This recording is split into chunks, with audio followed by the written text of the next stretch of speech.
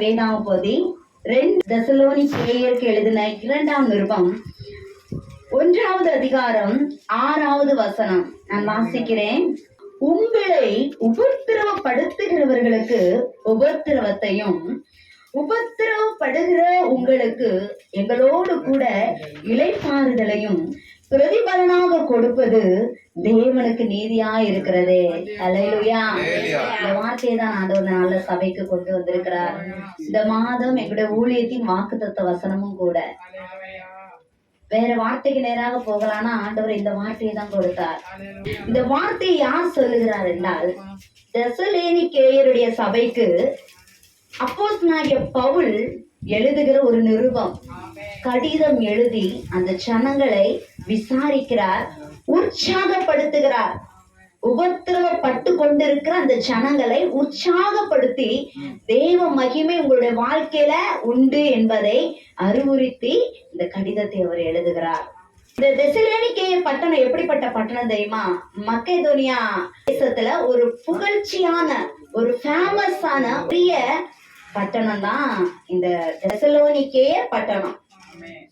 இந்த பட்டணத்துக்கு அப்போஸ்தலனாகிய பவுலுக்கு ஒரு விசேஷ அழைப்பு வந்தது. தெய்வீக அழைப்பு கர்த்தரால வந்தது. மிஷனரி பயணத்துல அவர் போகிறார். மிஷனரியாக அங்க போகிறார். தன்னோடு கூட சீலா, தீமோத்தேயு என்பவர்களை அழைத்து கொண்டுதான் அவர் பிரயாணம் பண்ணி தெசலோனிக்கே பட்டணத்துல போய் அவர் என்ன பண்றாரு? ஒரு சபையை நிறுவுகிறார். அவருடைய ஊழியத்தை ஆசீர்வதித்தார். ஹல்லேலூயா. ஊழியத்தை ஆரம்பிக்கிற சபை போதகர்கள், சுவிசேஷர்களுக்கு நன்றாக தெரியும். ஒரு என்ன செய்வார்கள்னா, செபத்தோட காத்திருந்து அங்க போய் சபையை நிறுவுவார்கள். ஆத்துமாக்கள் வரும்போது அவருடைய இருதயத்துல அவ்வளவு ஒரு சந்தோஷம் உண்டாகும், அவ்வளவு ஒரு பெரிய மகிழ்ச்சி உண்டாகும். அப்போ அந்த ஆத்துமாக்களை அவங்க என்ன பண்ணுவாங்கன்னா அடிக்கடி விசாரிப்பாங்க. ஏன்னா அவங்க ஆண்டவரை ஏற்றுக்கொள்ளும் பொழுது ஆரம்ப நாட்கள்ல என்ன பண்ணுவாங்க, சில பாடுகள் வரும்போது அவங்களால தாங்க முடியாது, உபத்திரவங்கள் வரும்போது அவங்களால சகிக்க முடியாது, கலங்கி போய் சோர்ந்து போயிருவாங்க. அப்போ இந்த சபையை நிறுவுகிறதான இந்த போதகர்கள், இந்த சுவிசேஷகர் போய் அவர்களை வார்த்தையின் மூலம் அவங்கள தட்டி எழுப்பி அவங்களுக்கு நல்ல ஆறுதலான வார்த்தைகளை சொல்லி அவங்கள பலப்படுத்தி மறுபடியும் கர்த்தரை பின்பற்றும்படியாக அருமையாய் அவர்களை நடத்த பிரயாசப்படுவார்கள். இதே போலதான் அப்போஸ்தலனாகிய பவுல் அந்த தெசலோனிக்கேய பட்டணத்துல போய் அப்படியாய் ஜனங்களை சந்தித்து சபையை நிறுவினார். அவருடைய ஊழியம் ஆசீர்வாதமாய் இருந்தது. இந்த வார்த்தையை கேட்கிற நீங்கள் யாரா இருந்தாலும் சரி, கர்த்தருக்காக ஒரு ஆத்துமாவை சந்திக்க புறப்பட்டு போனாலும் சரி, அல்லது ஒரு கூடாரத்துல ஒருவருடைய கூடாரத்துல போய் ஒரு செபத்தை ஆரம்பித்தாலும் சரி, கர்த்தருக்கென்று புதிய ஒரு எல்லையில புது ஒரு ஊழியத்தை நீங்கள் ஆரம்பித்தாலும் சரி, ஆண்டவர்னால உங்கள் ஊழியத்தை ஆசீர்வதிப்பார். ஹல்லேலூயா. ஜனங்களை சந்திப்பார். அந்த இடத்துல கர்த்தர் ஆத்துமாக்களை தொடுவார். ஏனென்றால் கர்த்தர் உங்களுக்கு கொடுத்த அழைப்பு சாதாரணமான அழைப்பு கிடையாது, அது தெய்வீக அழைப்பு. கர்த்தருடைய ஒரு உன்னதமான திட்டம் ஐயா அம்மா மேல இருந்தனாலதான் அவங்களோட சாட்சியெல்லாம் கேட்கும்போது பயங்கரமா இருக்கும். அப்படி ஆண்டவர் அவர்களை கொண்டு வந்து இந்த இடத்துல சபை போதகராக நிறுத்தி இருக்கிறார். பாருங்க, கர்த்தர் உங்களை எல்லாம் அவர்களுக்கு ஈவா கொடுத்திருக்கிறார். அப்போ இப்படி அப்போஸ்தலனாகிய பவுல் நிறுவன அந்த சபையை விட்டு அவர் சில மாதங்களை கடந்து சென்று விட்ட பிற்பாடு அவர் ஒரு சில காரியங்களை கேள்விப்படுகிறார். என்ன தெரியுமா? இந்த சபையில உள்ள ஜனங்கள், தெசலோனிக்கேய ஜனங்கள் என்ன பண்றாங்கன்னா, அந்த இடத்துல அவங்க ஆண்டவர் ஆராதிக்க யூதர்கள் எல்லாரும் ஆண்டவரை ஆராதிப்பதற்கு தன்னை அர்ப்பணித்தது மாத்திரமல்ல, புறஜாதிகள் ஆண்டவரிடத்துல வந்தார்களாம். இதனால அநேகர் அவர்களுக்கு விரோதமா எழுந்து அவர்களுடைய வளர்ச்சியை தடை பண்ணுவதற்காக அநேக திட்டங்களை தீட்டினாங்களாம். ஊழியத்துக்கு புறப்பட்டுட்டோம்னா எதிராங்க நிறைய பேரு எழும்பதான் செய்வாங்க. உண்மையாய் நம்ம ஊழியம் செய்கிறோம்னா சில முறுமுறுப்புகள் எழும்பதான் செய்யும், சில இடங்கள்ல எதிர்ப்புகள் வரதான் செய்யும். அப்ப நன்றாக தெரிந்து கொள்ளணும், நம்ம கர்த்தருக்கு உண்மையாய் ஊழியம் செய்கிறோம் என்று. ஹல்லேலூயா. இந்த எதிர்ப்புகள்ல நம்ம எப்படி இருக்கிறோம்னு கர்த்தர் பார்ப்பாரு. இந்த முறுமுறுப்புகள்ல நாம எப்படி இருக்கிறோம்னு பார்ப்பாரு. நாம் கர்த்தருடைய வார்த்தையை மாத்திரம் பிடித்து கொண்டு அந்த இடங்கள்ல, அந்த பகுதிகள்ல, அந்த சபைகள்ல அந்த போராட்டங்களை ஜெயிக்கணும். கர்த்தரை பின்பற்றி கர்த்தருக்காக வைராக்கியமாய் வாழ்ந்து கொண்டு இன்னைக்கு ஒரு உபத்திரவ பாதையில நீங்க போய்கொண்டு இருப்பீங்கன்னா உங்களுக்காக தான் கர்த்தருடைய வார்த்தை வந்திருக்கு. எங்கெங்க யார் மூலமா உபத்திரம் வரும்னு சொல்ல முடியாது. நிறைய அனுபவப்பட்டிருப்பாங்க ஐயா அம்மா. அவங்ககிட்ட இருந்து ஐயா உங்க உபத்திரம் உங்க வாழ்க்கையில ஊழியத்துல உபத்திரம் வந்தான்னு சொன்னா ஐயா சாட்சியா சொல்லுவாங்க. பாடுகளை பெருசா சொல்ல மாட்டாங்க. பாடுகள்ல இருந்து கர்த்தர் மீட்டு எடுத்து சபையை நிறுவனது, ஆத்துமாக்களை கொடுத்தது, இனிமேலும் நாங்க கர்த்தருக்காக எப்படி நிற்போம் உள்ள சாட்சிகளை சொல்லுவாங்க. இப்ப இந்த இடத்துல இருக்க உங்க ஒவ்வொருவரையும் கேட்கலாம், அம்மா நீங்க உபத்திரப்பட்டிருக்கீங்களா அப்படின்னு சொன்னா அம்மா நிறைய சொல்லுவீங்க.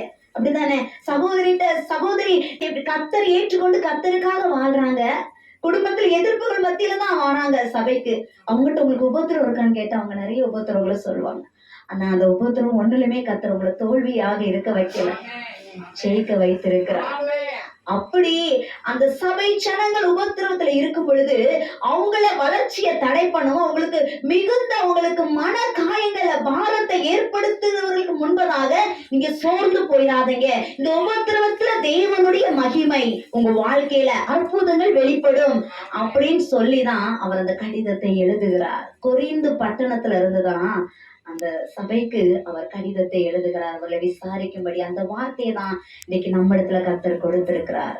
இன்றைக்கு பயங்கரமான உபத்திரவத்தில் நான் போய்கொண்டிருக்கிறேன்னு நீங்க சொல்லிக்கொண்டு கண்ணீரின் பாதையில போய்கொண்டிருப்பீங்கன்னா ஆண்டவர் உங்களுக்கு எனக்கு கொடுக்கிற வார்த்தை என்ன தெரியுமா?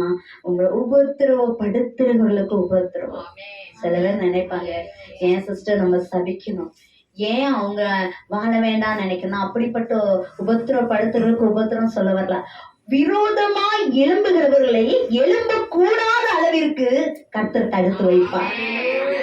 காரணம், கர்த்தருடைய அற்புதங்களும் அதிசயங்களும் கர்த்தரை பின்பற்றி வைராக்கியமாய் வாழ்ந்து கொண்டிருக்கிற உங்கள் மேல கர்த்தர் நடைபெற செய்ய போகிறார். அந்த காரியங்களை, அந்த மகிமையான விசேஷமான கர்த்தருடைய நடத்துதலை பார்க்கும் பொழுது உங்களை உபத்திரப்படுத்த வருகிறவர்கள் ஒரு இடத்துல ஸ்டாப் ஆகி நின்றுவாங்க.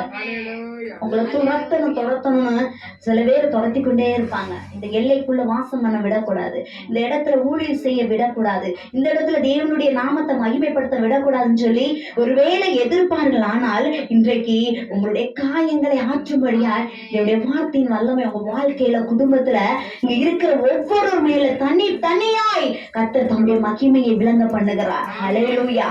அப்படிப்பட்ட ஒரு வல்லமையை உங்க வாழ்க்கையில ஊற்றுகிறார். உங்களை உபத்திரவப்படுத்துறவர்கள் உங்கள் உடன்பிறப்பா இருக்கலாம், உங்களுடைய கணவரா இருக்கலாம், அல்லது உங்கள் மனைவியா இருக்கலாம், உங்கள் சொந்த பந்தங்களா இருக்கலாம், சொந்த உறவுகளா இருக்கலாம். உபத்திரவத்தின் மேல் உபத்திரவத்தை கொடுத்து கர்த்தருடைய ஊழியத்துல நீங்க மகிமையா எழும்புகிற நேரம் உங்களை தடை பண்ணும்போது நீங்க எழும்ப முடியாதபடிக்கு குறுகி போன நிலையில இருப்பீங்கன்னா இன்றைக்கு கர்த்தருடைய வார்த்தையோடு நீங்கள் செல்லுங்கள். இன்றைக்கு கர்த்தருடைய வார்த்தை உங்க வாழ்க்கையில மகிமையாய் வெளிப்பட போகிறது. உபத்திரவப்படுத்துகிறவர்களை கர்த்தர் தொட போகிறார், கர்த்தர் சந்திக்க போகிறார். அல்லேலூயா! வேற அப்படிப்பட்ட கலக்கத்தோடு இருக்கீங்களா? சகோதரர்களே, சகோதரிகளே, தாய்மார்களே, தகப்பனே, நீங்கள் கலக்கத்தோடு இங்க வந்திருக்கீங்களா? என்னோட உபத்திரவத்தை நான் யார்கிட்ட சொல்ல முடியும்? இன்னைக்கு அந்த உபத்திரவத்தை கொடுக்கிறவர்களை கர்த்தர் தொட போகிறார். இனிமேல் அந்த உபத்திரம் உங்களை தொடராது. அதோடு முடியாமல் அடுத்த அதே வார்த்தையில பாருங்க, உபத்திரப்படுகிற உங்களுக்கு எங்களோட கூட இளைப்பாறுதலையும். அல்லேலூயா! இளைப்பாறுதல் என்று சொல்லும் பொழுது அந்த ஆறுதல் ஒரு சுகமா இருக்கும். சுகம். இப்போ ஒரு கால்ல ஒரு அடிபட்டுனா அந்த அடி அந்த அந்த ஒரு முள் குத்துனதுனாலயோ அல்லது ஏதோ ஒரு கல் மேலையோ ஒரு இதுல மோதி நீங்க இதனால காயப்பட்டு அது வலிக்குமானா அந்த வலி உங்களுக்கு என்ன பண்ணும்? உங்களுக்கு நிம்மதியா இருக்க கூடாது. சமாதானமா போய் நீங்க உட்கார்ந்து நீங்க சாப்பிடவோ கொஞ்சம் ரெஸ்ட் எடுக்க ஓய்வு எடுக்கவோ முடியாது. ஏன்னா அந்த வலியானது உங்களை என்ன பண்ணிட்டு இருக்கும்? உங்க சமாதானத்தை கெடுத்து கொண்டே இருக்கும். இன்றைக்கு இந்த உபத்திரவத்தினால நீங்க பல விதங்கள்ல கலங்கி கொண்டு இருப்பீங்கன்னா கர்த்தர் உங்களோட தான் பேசுகிறார். உங்களுக்கு ஒரு இளைப்பாறுதல். அந்த காயம் மாறும் பொழுது, அந்த அடிப்பட்ட முள் குத்துன காயம் மாறும் பொழுது எப்படி இருக்கும் தெரியுமா? சுகமா இருக்கும். அந்த அடிப்பட்ட பகுதியில அந்த வலி இருக்காது. அப்பதான் அவங்க அடுத்த வேலைகளை, அடுத்த காரியங்களை அவங்க எழுந்து செயல்படுத்த முடியும். இன்றைக்கு அப்படிப்பட்ட ஒரு இளைப்பாறுதல் சுகம், அந்த சுகமானது, அந்த ஆறுதலானது கர்த்தர் கொடுப்பது. அதுதான் இளைப்பாறுதல். ஆறுதலுக்கு மேல் ஆறுதல் உங்களுக்கு. அந்த ஆறுதல் உங்களை எப்படி தெரியுமா? கர்த்தருடைய ஆறுதல். உங்களை அவர் தேற்றிக் கொண்டே இருப்பார். இன்றைக்கு ஊழியத்தின் நிமித்தமாய் சில ஆற்றப்படாத காயங்கள் இன்னும் எனக்கு அது மனதுல ஒரு வலியா இருக்கிறது சகோதரி அப்படின்னு ஒருவேளை சுவிசேஷம் சொன்னது நிமித்தமாய் நீங்கள் சிலருடைய வார்த்தைகளினால, சிலரால் ஏற்பட்ட அவர்களுடைய நிமித்தமாய் வந்த காயங்களோடு இன்றைக்கு நீங்க கலங்கி கொண்டிருப்பீங்கன்னா, சபையே கர்த்தர் உங்களுக்காக சொல்லுகிற வார்த்தை, ஜனங்களே, பிரியமானவர்களே, கர்த்தர் உங்களை பார்த்துதான் சொல்லுகிறார். நிச்சயமா உங்களுக்கு ஒரு இளைப்பாறுதல் உண்டாகும். இந்த வார்த்தை வெறுமையாய் திரும்பாது. உங்களை ஏற்றுக்கொள்ளாதவர் உங்களை அழைப்பார்கள். எந்த பகுதியில உங்களை வேண்டாம்னு சொன்னாங்களோ அவங்க சொல்லுவாங்க, அம்மா எனக்காக செவிங்க, அம்மா உங்க சபை எங்க இருக்கிறது நாங்க வருவோம், சகோதரி நீங்க போகிற ஆலயத்திற்கு எங்களை அழைத்து கொண்டு போங்க. ஏனென்றால் நாங்களும் அந்த சுகத்தை பெற்றுக்கொள்ள வேண்டும். எங்களுக்கு அப்படிப்பட்ட ஒரு ஆறுதல் வேண்டும். நீங்க இவ்வளவு பிரச்சனையில நன்றாய் வாழ்ந்து கொண்டிருக்கிறீர்கள், அப்படி நீங்க ஆராதிக்கிற தேவன் எங்க வாழ்க்கையில வேணும், அவர் நாங்கள் ஆராதிக்கணும்னு வருவார்கள். ஹல்லேலூயா. இது சும்மா பேசிட்டு போகிறதுக்காக இல்ல, இது கர்த்தருடைய வார்த்தை, இது தேவனுடைய வார்த்தை. இது அக்கினி துண்டுகளாய் விழுந்து கொண்டிருக்கிறது. ஹல்லேலூயா. உங்க வாழ்க்கையில கர்த்தர் இதை நிறைவேற பண்ணுவதற்காக தான் இந்த செய்தியை உங்க மத்தியில கொண்டு வந்திருக்கிறார். ஹல்லேலூயா, ஹல்லேலூயா. அதோடு கூட ஆண்டவர் பிரதிபலனாக, ஆண்டவர் இதையெல்லாம் பிரதிபலனாய் கொடுக்கிறார். உபத்திரவப்படுத்தினவர்களுக்கு உபத்திரவத்தை, இளைப்பாறுதலையும், உபத்திரவப்பட்டவங்களுக்கு இளைப்பாறுதலையும் பிரதிபலனாய் கொடுப்பது தேவ நீதியாய் இருக்கிறதேன்னு பவுல் அருமையா எழுதியிருக்கிறார் பாருங்க. பிரதிபலன்னா என்ன? இப்ப நம்ம ஒரு காரியத்தை ஒருத்தவங்களுக்கு செய்யறோம், ஒரு செயலை செய்யறோம், அது நிமித்தமாய் நமக்கு என்ன வருது? ஒரு நல்ல உதவி வருது, ஒரு நன்மை வருகிறது. சிலர் என்ன பண்ணுவாங்கன்னா, பிரதிபலன் திருப்பி அவங்க எனக்கு செய்யணும்னு வேண்டாம், இந்த காரியம் நான் எதிர்பாராம செஞ்சேன், இது நான் உங்களுக்கு செய்ய வேண்டிய உதவி, என் கண் முன்பாக இவங்க கஷ்டப்படுறாங்க, ஆகவே நான் கொடுத்து உதவினேன், அந்த பிரதிபலன் எதிர்பார்க்காம செய்வாங்க. சிலர் என்ன பண்ணுவாங்க, அவங்களுடைய காரியத்தின் நிமித்தமாய் கர்த்தர் என்னை ஆசீர்வதிப்பார், எனக்கு கொடுப்பார், அவர்கள் நிமித்தம் அந்த நன்மை வராட்டாலும் பரவாயில்லன்னு நினைக்கிறாங்க பாருங்க. அவங்களுக்கு இன்னொரு இடத்திலிருந்து, பரத்திலிருந்து தேவன் உங்க நன்மைகளை கட்டளையிடுவார். ஒருவேளை நினைக்கலாம், ஆண்டவரே இவர்கள் நிமித்தமா எனக்கு வரணும், இந்த பிரதிபலன் வரல, இவர்களுக்கு நான் இவ்வளவு நன்மைகளை செய்தேன், இவ்வளவு உதவிகளை செய்தேன், ஆனா எனக்கு இவர்கள் நிமித்தமாய் நன்மை வரலன்னு கவலைப்படாதீங்க.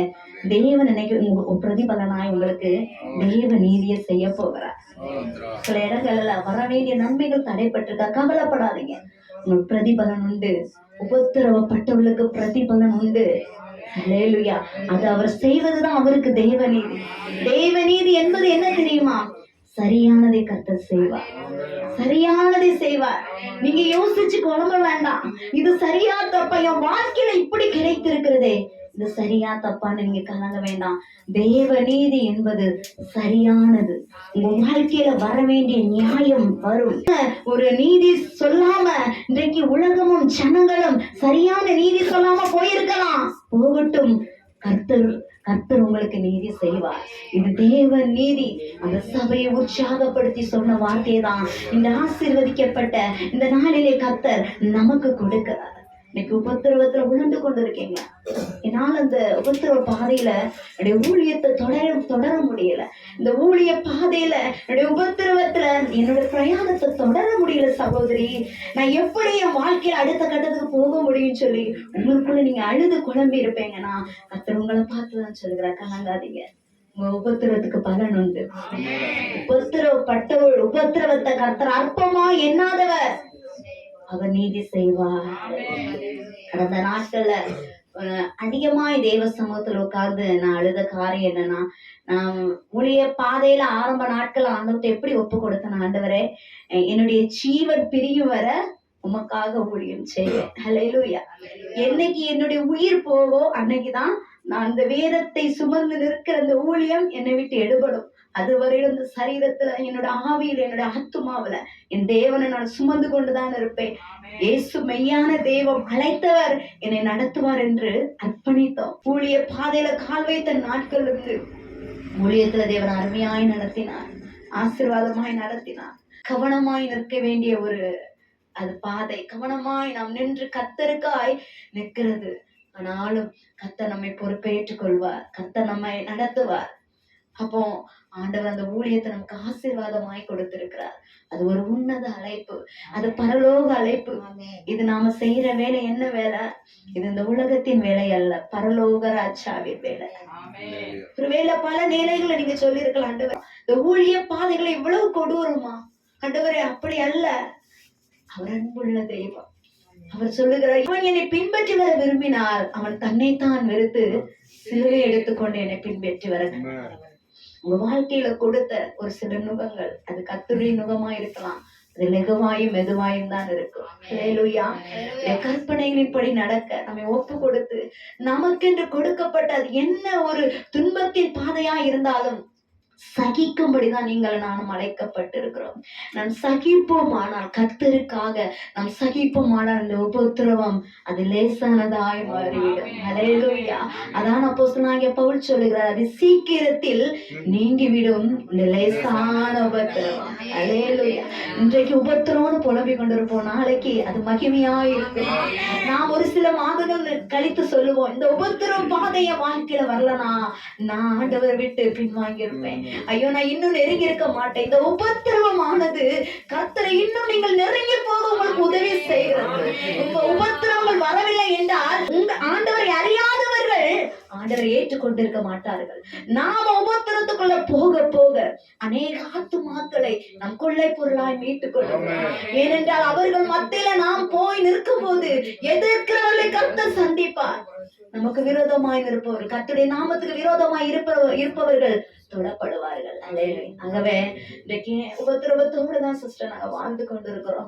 உபத்திரவ பாதை தான், ஆனாலும் பரவாயில்ல அப்படின்னு சொன்னாலும் ஆண்டவர் உபத்திரவப்பட்டவர்களுக்கு, உபத்திரவப்படுத்தினவர்களுக்கு உபத்திரவத்தை கொடுப்பார். அல்லேலூயா. உங்களை நச்சரிச்சு கொண்டிருக்கிறவங்க, உங்களை குழப்பி கொண்டிருக்கிறவங்க, உங்களை அழ வைத்துக் கொண்டிருக்கிறவர்கள், உங்களை வெட்கப்படுத்த நினைத்து நிற்கிறவர்கள், எல்லை வாசலில ஒரு முனையில நின்று கொண்டு உங்களை அவமானப்படுத்த வேண்டும் என்று எதிர்க்கிற உபத்திரப்படுத்த நிற்கிறவர்களே, நீங்க போவதற்கு முன்பாகவே, அந்த எல்லைக்குள்ள நுழைவதற்கு முன்பதாகவே கர்த்தர் அவர்களை சந்திப்பார். ஹல்லேலூயா. இது ஒரு தெய்வீக அழைப்பு, இது ஒரு உன்னதமான அழைப்பு.